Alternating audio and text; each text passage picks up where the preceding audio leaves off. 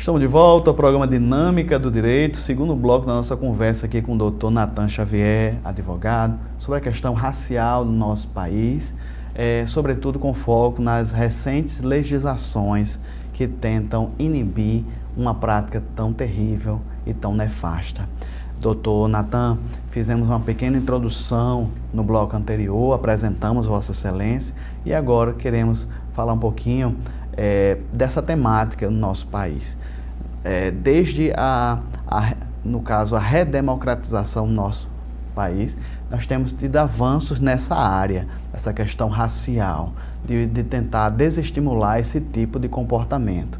Fala um pouquinho, começa da década de 80, como era tratada a temática racial no nosso país, sobretudo na questão penal. Bom, antes de 1989, antes da nossa Constituição, já existia uma contravenção penal. Começamos como contravenção penal, a parte do racismo. Logo em 89, surgiu realmente, de fato, o crime do racismo. O crime do racismo, ele começou, mas sempre ele teve uma distinção.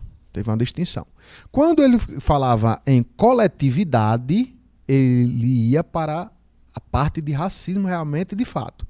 Quando era individual, ele ia para o artigo 140, parágrafo 3º do Código Penal.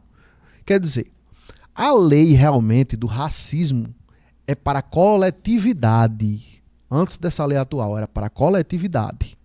Logo após, o que foi que aconteceu? Agora, em janeiro, ele pegou o artigo 140, parágrafo 3º, e ele virou uma modalidade do crime de racismo. Quer dizer, existem alguns pontos hoje no crime do racismo que é para a coletividade e existem outros pontos agora que são para individualização. Vamos um exemplo. Hoje, antigamente era muito comum no jogo de futebol, ou então era muito comum também em brigas, discussões, você chamar, desculpa a forma de falar, mas chamar alguém de negurubu, ou então, infelizmente, apelidar as pessoas de uma forma negativa em razão da cor. Antigamente era assim. Você, quando fazia isso, você caía no artigo 140, que era um crime contra a honra, você era preso em flagrante e você era levado para a delegacia. Quando você era levado para a delegacia, o que acontecia? Você pagava fiança, tinha que ser representado, a vítima tinha que representar, porque se a vítima não representasse, não aconteceria nada.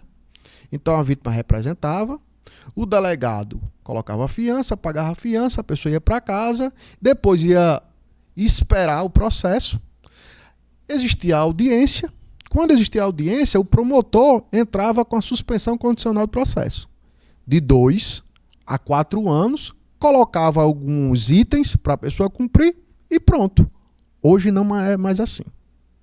Hoje, a injúria racial virou uma modalidade do crime de racismo. Pena de 2 a 5 anos. Então, hoje, cometer o crime de racismo, se chamar alguém numa discussão de negro, de urubu ou algo do tipo, o que acontece? Vai para a delegacia, não tem mais fiança, porque está dentro da lei do racismo, não tem mais fiança. Então você vai passar pela audiência de custódia e vai descer para o presídio. E seu advogado deve pedir alguma liberdade provisória ou algo do tipo. Quer dizer, existiu uma mudança agora drástica na lei, e importante também. Então, foi essa mudança principal que existiu daquela época até aqui. Doutor Nathan, assim, eu fui uma criança da década de 80, não sei se o senhor também teve esse privilégio, mas assim, naquela época eu não entendia. Hoje, já com outra mentalidade, nós já temos e essa questão do racismo é muito divulgada. Por exemplo, era comum ver na TV os Trapalhões, vou citar aqui um programa da época que era fazia muito sucesso. O Mussum era chamado ou denominado diversas coisas. O senhor falou urubu, né? Um dos termos. Eu me lembro, inclusive, também mudando um pouquinho, tinha uma música, tinha uma banda baiana na época, que era comum nos carnavais. Eu não sei se eu era criança, eu cantei também, eu não nasci no evangelho, e dizia, eu vou só citar uma pequena frase: nega do cabelo duro. Então, essa legislação, o senhor falou 1989, a primeira legislação que trata mais duramente sobre o racismo. Então, gerou uma nova mentalidade. Foi a legislação, o senhor entende, que a legislação endurecida gerou uma mudança de mentalidade, porque nos anos 90 eu já não mais via esse tipo de comportamento. Eu sou dessa época, uma época belíssima, tenho saudade, que é na época dos anos 80. E naquele tempo, o que eu consigo notar é que essa forma era uma forma, não existia uma maldade, mas isso infelizmente piorou. Infelizmente, eu acho um absurdo, acho de fato um absurdo o Estado ter a necessidade de endurecer a lei porque as pessoas não conseguem mais se respeitar. Não se fala negrinho com amor, não se fala mais um negrinho com intimidade de carinho. Se fala agora negro realmente com raiva, com sentimento de ódio. Chega a baba do desce. Chega a baba, exatamente. É uma forma que hoje tem das pessoas olharem para outra e achar que ser negro eles querem comparar com macaco. Querem nos comparar, às vezes, com um animal irracional, com uma pessoa que seja... A última pessoa que fez isso foi Hitler. A última pessoa que fez isso foi Hitler. Isso é um absurdo. Então quer dizer que hoje, realmente, a lei teve que ficar mais dura. Existiu uma progressão de pena para ser aumentada. Cada vez está aumentando mais. Um exemplo é a injúria. A injúria racial antigamente, ela começou como... Você tinha que não só representar, era uma ação penal privada. O que é uma ação penal privada? O Estado diz assim, aí você se vire aí, você faça o processo é seu. Mas a coisa começou a endurecer mais, começou a ter complicações, porque as coisas começam pequenas e vão aumentando. Aí depois ele aumentou para ação penal pública por representação. Pública condicionada à representação. Aí endureceu mais, aí ele teve que colocar o crime de injúria racial junto com o do racismo para não ter fiança, para ser imprescritível. Por quê? Porque ninguém consegue mais, infelizmente, não precisa, um advogado que eu gosto bastante do que ele fala, é o Dr. Fernandes, ele falou uma coisa que eu gostei bastante. Ele falou assim, será possível o Estado teve a necessidade de endurecer a lei porque as pessoas não estão conseguindo mais respeitar as opiniões, respeitar a cor? Quer dizer, será que a gente estamos regredindo?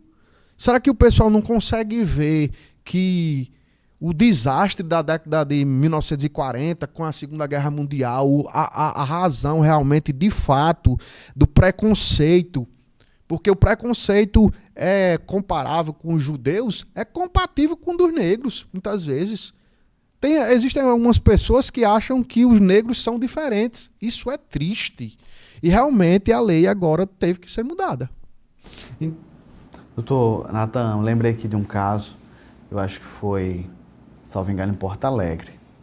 Um grande supermercado, e que um dos clientes estava lá, vou citar o nome dele, né, João Alberto, que foi na mídia todo em 2020, foi muito levantado pela mídia esse caso.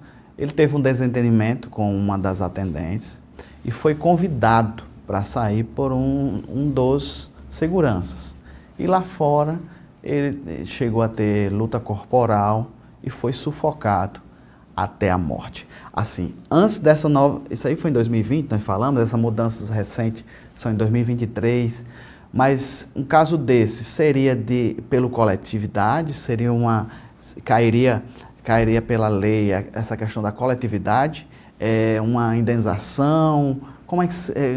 eu sei que o caso deve, não sei se ainda está tramitando, nós não sabemos, não queremos, mas na sua opinião, seria caso desse grande supermercado incorrer num tipo de racismo? Pronto. Diante do caso concreto, existem muitas coisas existem uns detalhes que precisam ser vistos. Mas pelo básico que a gente sabe, se realmente de fato foi em razão da cor, é lógico e evidente que a empresa tem que se responsabilizar. Como falei, poderia entrar diretamente como racismo ou poderia entrar como injúria racial, se fosse hoje, já dentro do crime de racismo.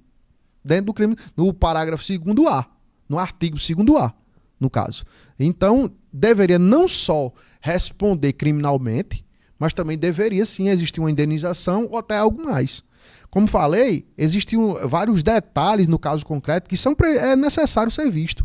E não, você falou esse exemplo, mas outro exemplo também é de um jogador que eu vi uma vez aí no exterior que rebolaram uma banana. Rebolaram uma banana, quando ele foi chutar, ele pegou a banana e comeu. Que coisa horrível comparar uma pessoa com um animal, entendeu? Denegrir, chamar uma pessoa de macaco. Aonde estamos? Na realidade é essa. Será que realmente ninguém está vendo isso? E o Estado, como é para proteger as pessoas, como eu já tinha falado, tem que endurecer a lei. Teve a obrigação de endurecer a lei.